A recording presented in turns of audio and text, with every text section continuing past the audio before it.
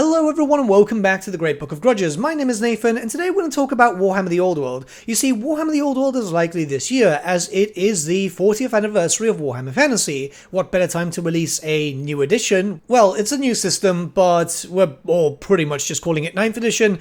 Then on the big anniversary. Plus they've been hinting about it recently with the whole Warhammer Fest stuff where we're likely going to get a trailer. Yes, I know some people are asking for 10th edition 40k, and don't worry, they can easily do both. But this channel is centered around Warhammer Fantasy, and that's what this video is going to be about. So, we're likely getting it this year, like I said, and there are a few ways that you can prepare for it, both old players and new players. Old players would be anyone returning from previous editions who kept their Warhammer Fantasy armies. New players would be anyone who was introduced to Warhammer by maybe Total War, or people who started with maybe 40k or Age of Sigmar and want to try out this new system. And there's 3 ways that you can prepare yourself. Despite the fact that we have no models or rules yet, there are a few things that you can do. So let's just jump right in and talk about what you can do to get ready for Warhammer The Old World. Alright, so number 1 is paint your backlog. Don't worry new players, this section will also have something covering for you. So for older players, well, I know that you have unpainted miniatures. Simply because I have a lot of unpainted miniatures. Whilst I've got a lot of armies that are ready, because obviously I played in 6th edition and all that type of stuff, I still have a lot of stuff which I need to get sorted, and so do you. Especially if you have miniatures from multiple armies, because let's be honest, most of us don't have any impulse control. So why not start getting them sorted now, painted up to a standard that you're happy to use on the tabletop, as, well, we know that old armies can be used. This is something that was confirmed by Games Workshop, where they wanted people to use their old miniatures. So this is going to be the perfect time now, because if it gets announced, we're expecting a trailer in April for Warhammer Fest, that would give us a few months. Might as well get sorted now than ever. When it comes to new players, I know a lot of people want to wait for new miniatures, but the thing is, it's more than likely that we're going to get the old Rangers coming back first. These are miniatures that were sold for Warhammer Fantasy that might not be still available. Some still are because they're used in Age of Sigmar, so if you want to start your armies now, this would be a good time. You can still get a lot of those miniatures, and by simply Googling stuff, you can even find a lot of units on eBay or other different selling platforms, which are going to be much cheaper than GW proper anyway. When it comes to some units that might not be available during that time period, it's not that difficult to kind of suss out. A lot of the Warhammer Fantasy timeline didn't really move, so say for example the Empire, you're still going to have steam tanks, you're still going to have handgunners, all that type of stuff. What the Empire might not have access to is wizards, because at that point in the timeline before Magnus the Pious, wizards weren't generally trained by the High Elves just yet.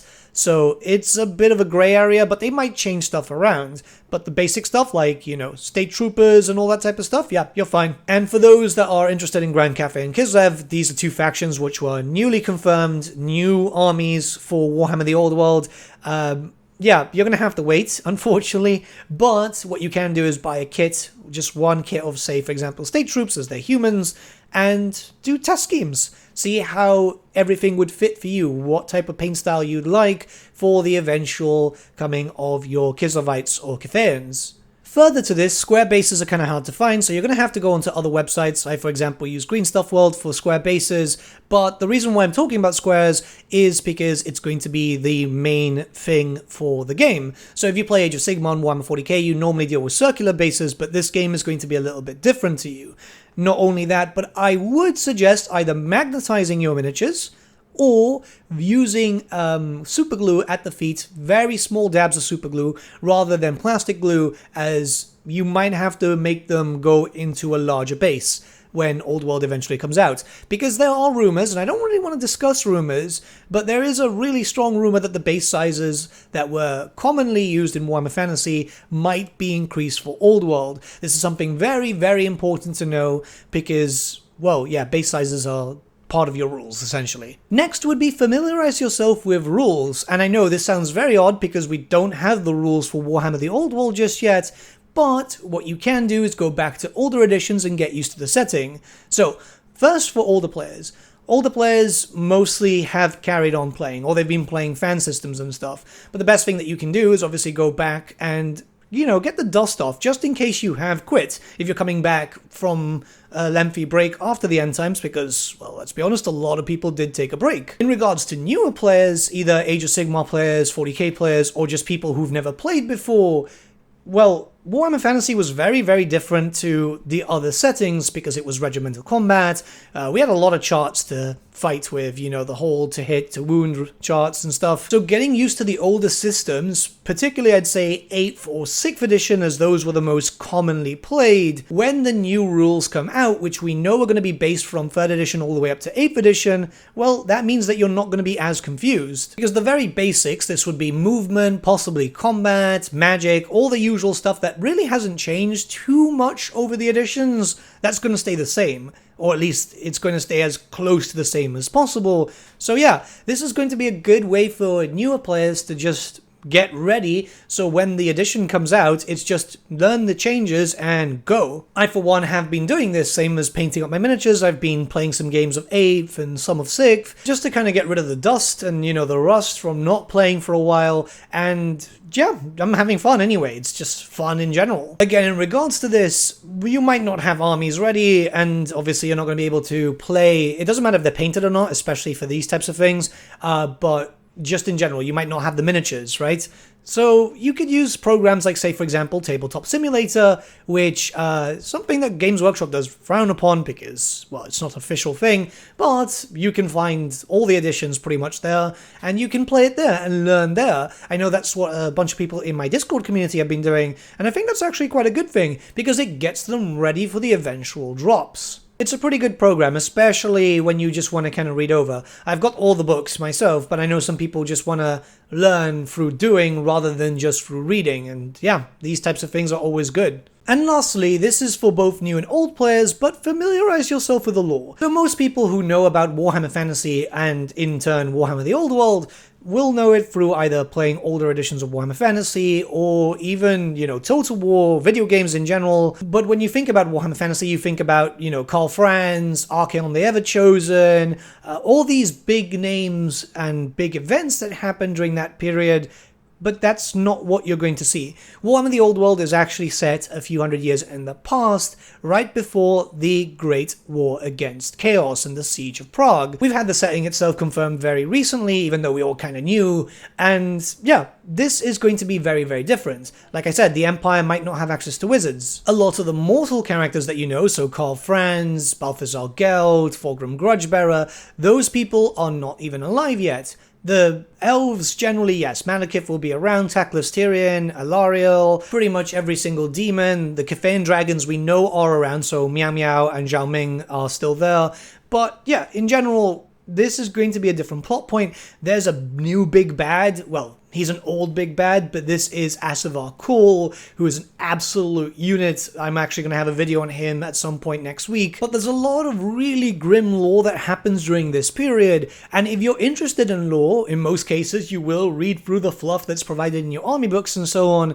Well, this will be a good way for you to familiarize yourself, kind of get the feel for the setting, because once it gets going, you're going to want to hit the table and you'll want to theme your armies prior to that. Sometimes a lot of people I do know theme their armies under certain events and so on, so this could be a good way for you to get yourself used to it. Now, don't worry, this isn't like the other Warhammer settings. There isn't a lot of lore at the moment when it comes to the Old World's time period. Obviously, more novels will come in the future, but until then, it's more or less cliff notes more than anything, but it's a good way to get going through it. And obviously, if you can use the Warhammer Wiki if you want to, if you don't want to buy any novels related to it, or if those novels are just too hard to find, it's just a way to get a little bit of context for the setting, just to get you a little bit more hyped up. And if you don't want to read, that's perfectly fine. You can actually learn a little bit of the lore through 2 video games. The first would be Mark of Chaos. This is one of the best Warhammer games I ever released. I absolutely adore this game,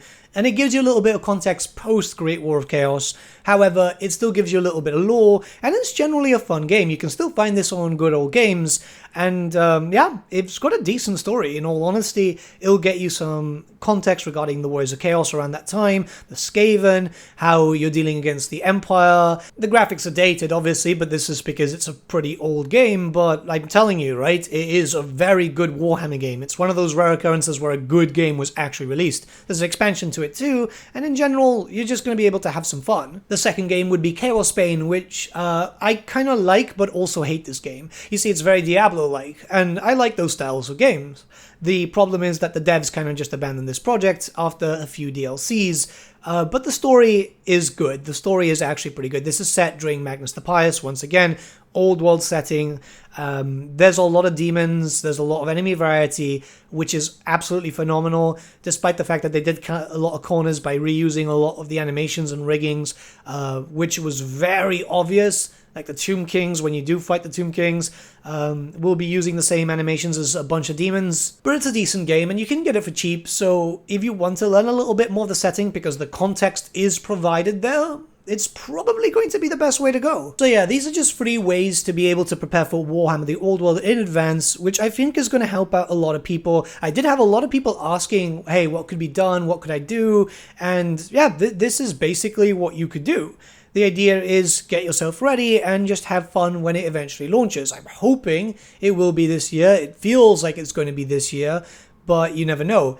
Or it could just be announced this year and moved on to next, but it's very, very, very likely it's going to be this year. Really, until then, I'm just painting like a madman. I'm getting about a box a day, a box and a half a day if I'm working on batches. It's probably the most I've painted in a long time. I've done a really big dent towards my backlog, which I'm really, really happy about. So yeah, let me know if there's other ways players can prepare themselves for Warhammer The Old World, as obviously we're here to share tips and stuff and just be helpful to each other. And let me know your thoughts in general in the comments below. Let's start a bit of a discussion. And until next time, have a nice day.